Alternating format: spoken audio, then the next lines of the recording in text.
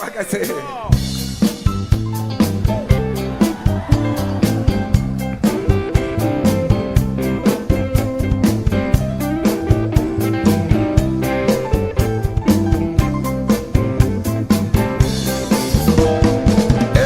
Macam kona kita pernah jumpa.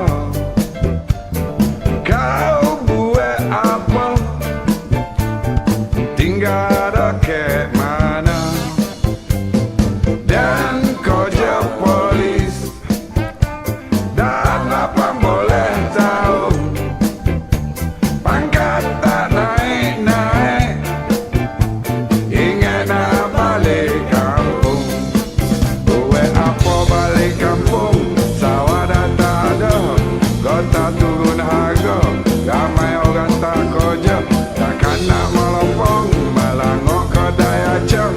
Lebih baik kau sabar. Tunggu anak besar. Jangan kau penyanyi. Terkenal seluruh negeri. Tentu kau banyak duit. Tapi kau jalan kaki. Cerita pun tak ada guna. Kita ni jadi mangsa. Kerja bagai nak gila. Orang lain yang kaya.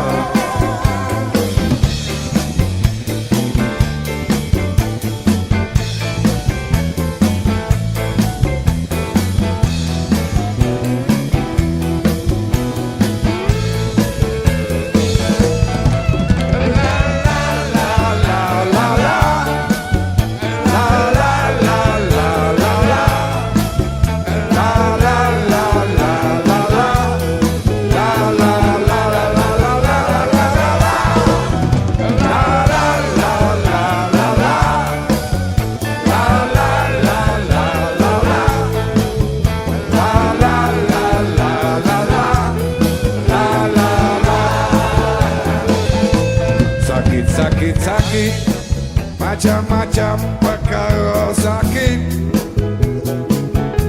Sakit orang ladang, tak nampak ditumbuh helalang. Kalau sakit mata